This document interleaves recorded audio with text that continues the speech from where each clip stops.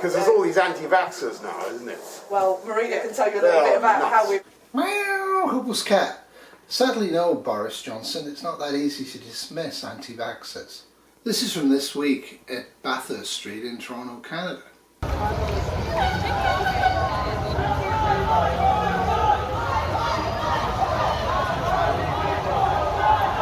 Although loud, although vocal, although deeply committed and almost a religious fervour to their causes, the anti-vax movement is a broad church now. It really does include a lot of left-wing New Age hippies as well as far-right people. And people in between. We actually had a federal election in Canada as well. And the only party that is strongly anti-vax, anti-mask and anti-homosexual rights and anti a whole bunch of things, the PPC, they felt they were going to win seats. They believe, because of online, the amount of people online that support their cause, they honestly thought that they were 10 to 15% of the population. Well, they're 5.2%. They're trumpeting that as great, but it isn't. Once the vaccine thing's gone, it's not going to be an issue, and they're going to lose people, because really people on the left, I don't know how they could actually stomach some of the policies of the PPC, but for them, vaccine passports, vaccine hesitancy, vaccine refusal are absolutely body sovereignty rights, and it's trumping everything else in their lives. I have talked to a lot of anti-vaxxers and a lot of preppers who are anti-vax, and there's a lot of preppers who are anti-vax. In this video I'm going to talk about the psychology of anti-vax, but I'm also going to talk a lot about the psychology of preppers and why they're pre-set up to go into anti-vax issues. Of course, when I talk to them, I often feel like this. I often feel shell-shocked, because to be frank with you, it's really hard to talk to people who are absolutely adamant that reality isn't real and unreal is real, and that it's absolutely fine for you to not be vaccinated with a safe vaccine and wander around the streets and go into bars and restaurants and cinemas unvaccinated because that's your right. There's a definite piece missing here, and the piece that's missing, of course, is community spirit and actually taking risks for the greater society. But it's not that simple. There's a whole bunch of other really good reasons why preppers are anti-vax. There's reasons are psychological and emotionally based. They're not reality based. Everybody needs to be vaccinated. It is actually a great prep. I'm not going to name names. It should be apparent to everybody on whatever side of this you fall that anybody that takes a get vaccinated line is shouted down, attacked, unsubbed. That's happened to me a lot. Frankly, bye.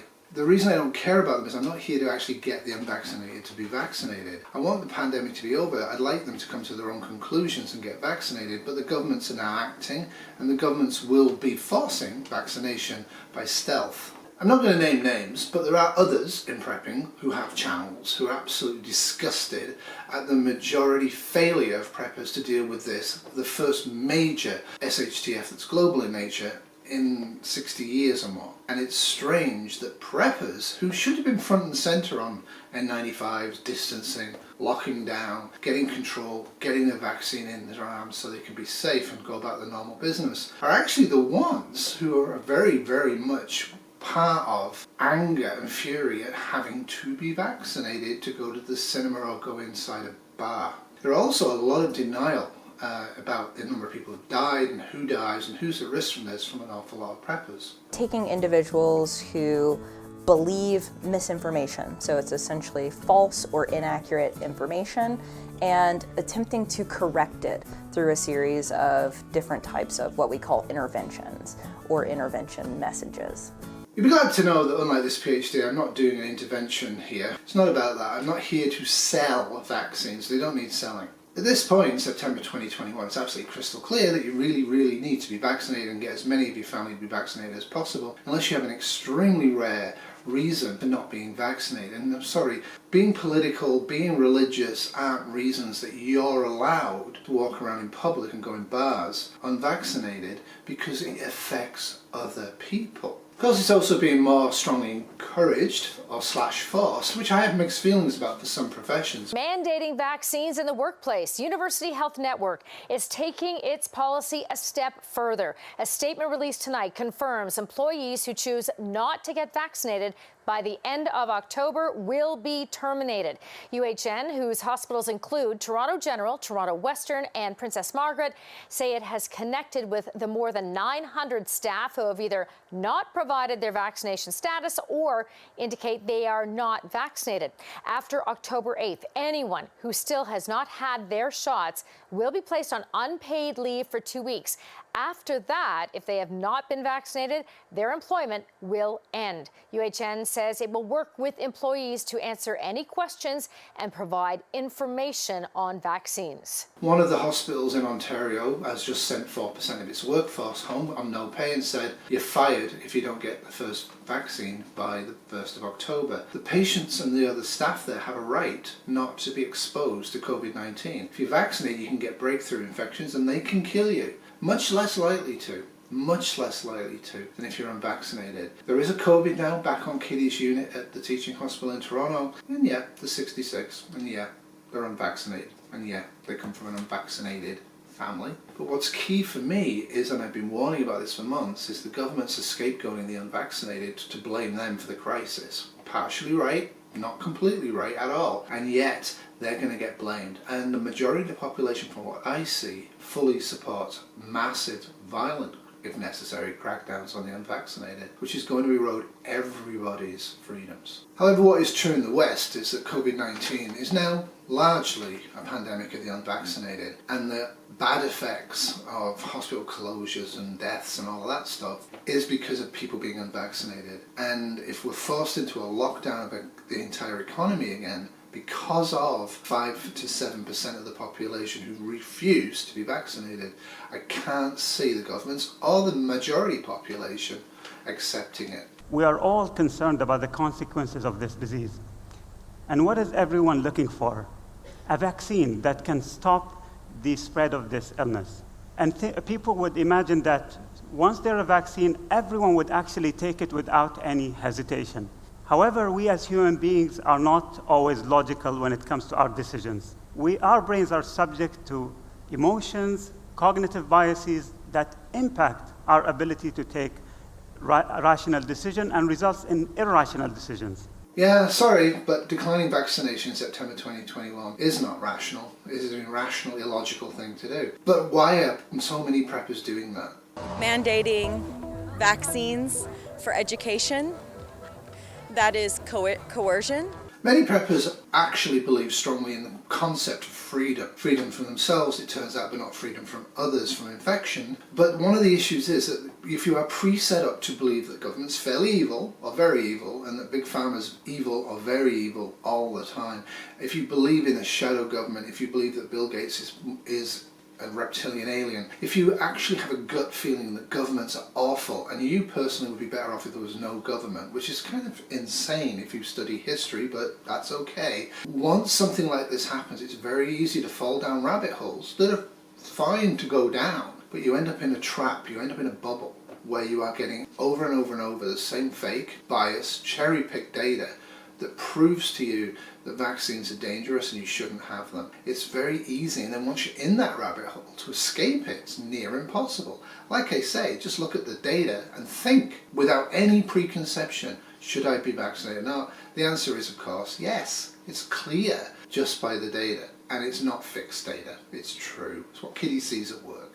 The other problem is that most preppers, including me, are predisposed by our training, nature, readings, interactions, to see disaster as imminent, to see collapse of society as imminent. And of course it isn't. Rest in peace, Noel Macdonald. You will be featured on Thursday Fun. Everybody out here is saying that they're getting us ready for something worse coming. Oh man, why you have to freak me out? What? Yeah, because it's just so awful. All I do is pray all day for the USA. It's moved fast, baby. It's moved fast. Didn't it? Yeah. We saw it all in our lives. Yep. There's a line by T.S. Eliot that goes, not with a bang but a whimper. Not with a bang but a whimper. Not with a bang but a whimper. This is how the world will end. A lot of preppers see conspiracies everywhere. Preppers are going to be attacked by the government to take our food. etc., etc. Preppers are going to be put in special camps to get rid of their guns. The whole bunch of absolute gibberish that over the years has been a mainstream part of, a large part of prepping as a hobby. And the thing of it is, as Bill Burr points out here, it makes absolutely no sense to use COVID-19 as a biological weapon. People are arguing about whether they should get vaccinated or not. Have you gotten vaccinated? Yeah. Yeah. I'm up for it too. I'm like, you know, if they're trying to kill me, which doesn't, that conspiracy, I love a conspiracy, doesn't make any sense. You don't think the anti-vax conspiracy lines up? That they're secretly trying to kill all of us for population control? No, because what they would do they would be killing all what they call the sheeple. So all the people can be like, all the people that go, what are we supposed to do? Okay, they're going to kill us. Right. And then just be left with all the Fonzies with their leather jackets who don't want who are too cool to listen to people. Like they got a nightmare. Who's gonna dig their ditches for them? So yes. It just doesn't make. I mean, if you want to say that they're going to come up with something to thin the herd, I will go with that. But they would never do a pointed attack on people that are going to do whatever they say. Yes. Yes. They're eliminating the wrong group if this is the plan. So maybe they vaxxed us sheeple, so then they can have a second vaccine of COVID thing come out to kill all the cool people that hit a jukebox and it turns on. It's actually targeting the unvaccinated in the West. So they're the people being targeted. So maybe Bill's right, maybe Bill's not right. What I can tell you is there is no evidence that this was a biologically manipulated virus. There hasn't been, there isn't. There's a lot of speculation, there's a lot of weirdo reports. Anybody that even alludes to that is blown out of all proportion, given utter credency. There's a whole bunch of people called virologists around the world who've studied this. There is no evidence. It's not a manipulated HIV virus, there's not HIV virus in it. All of this stuff is cherry picking, looking at various things that scientists have looked at and gone, oh, it's got AIDS in it, it's been manipulated. Not true. And the evidence that came out of the biolab is pretty bad.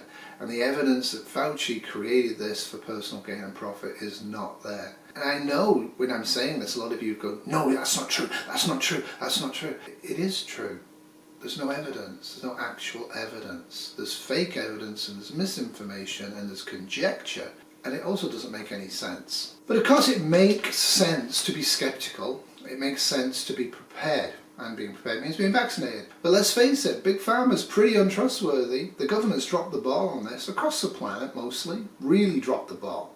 It's a Chinese disease, so it's alien, it's communist, it's socialist, it's other. The governments of the world really did not see it as a 1918 Spanish influenza disaster, which it clearly was going to be. Probably most rational people knew that from March or April 2020. The fact that the governments around the world said the public don't need to wear masks, the fact that the governments around the world didn't enforce distancing, the fact that governments around the world claimed there was no asymptomatic transfer, the fact of the matter is the governments around the world claimed it wasn't airborne. This was long after it was absolutely airborne and all the rest of it. And it was clear from the transmission spread. And even epidemiologists and virologists actually managed to delude themselves because they couldn't accept the fact that, hey, 100 years or so after Spanish flu, we're going to lose millions of people from an airborne pandemic. They refused to believe it because they couldn't emotionally deal with it. The evidence was there. But of course that makes us skeptical about ensuing things that come from those people, doesn't it?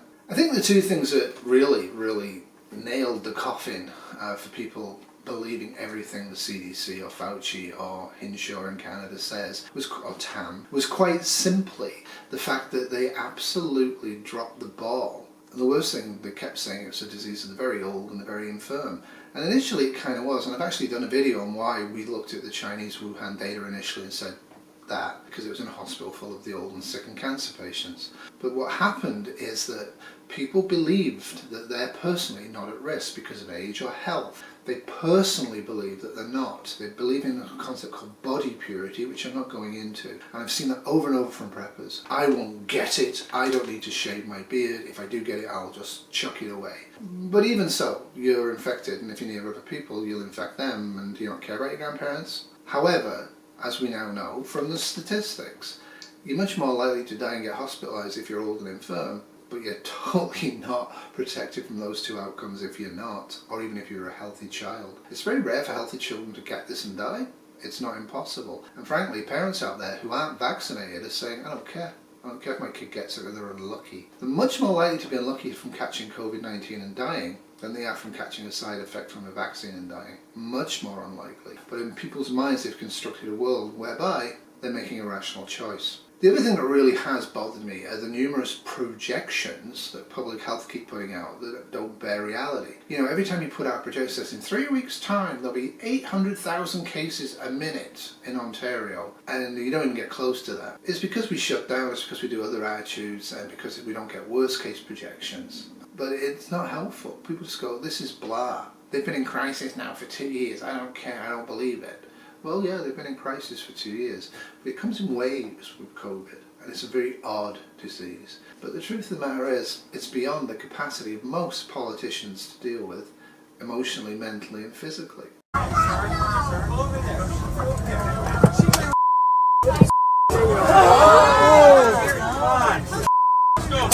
How dare you, civil? That pillow tried to blow my nose? You made me wait 4 hours for this flight. Do you understand that? You made me wait 4 hours. You gave me one warning. One warning. That's it. Put up the second he said something. The second he said something, I pulled it over my nose. Bull. No, give me my. Give me my. Give it to me and I'll. Please go get it. That man cursing and becoming physically aggressive toward the crew on board Flight 529, which was about to head to San Diego. He and a woman were eventually escorted off the plane. JetBlue says they are banned from the airline. This comes as the president announced today that the administration plans to double fines for unmasked travelers. The people who are doing it strongly believe they're defending freedom. They're defending individual rights. They don't see the fact they're infecting potentially a plane full of people.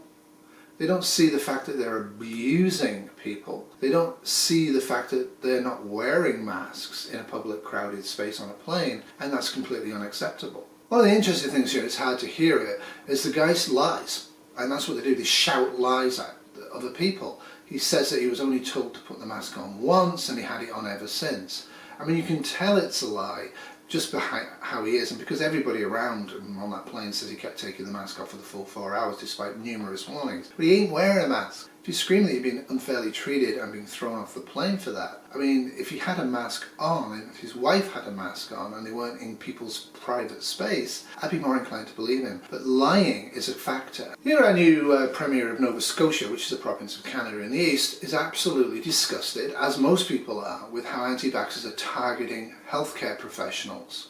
There isn't language harsh enough to condemn these actions.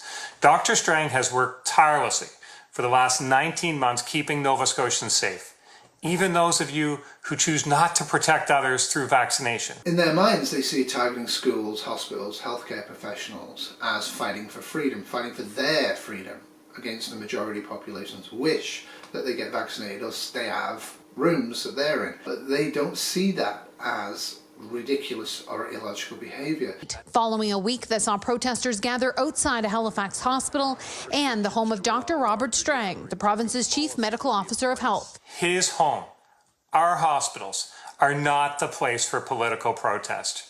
You're more than welcome in front of the legislature or in front of my office, but I would encourage you all to grow up and think of others. There has been a suggestion it's because their emotional IQ is at a very undeveloped level, so they're not actually able to empathise with other people on any level at all. I don't think it's that simple. Again, it is demonising and othering the anti-vax movement as different and damaged. Truth is, Delta in the unvaccinated is a horrific, rapidly spreading disease, and you really, really need to think about yourself, your own risk, and the risk of healthcare. It's got very big ripple effects when healthcare crashes. Toodles. This was a Marmalade Cat 2021 production.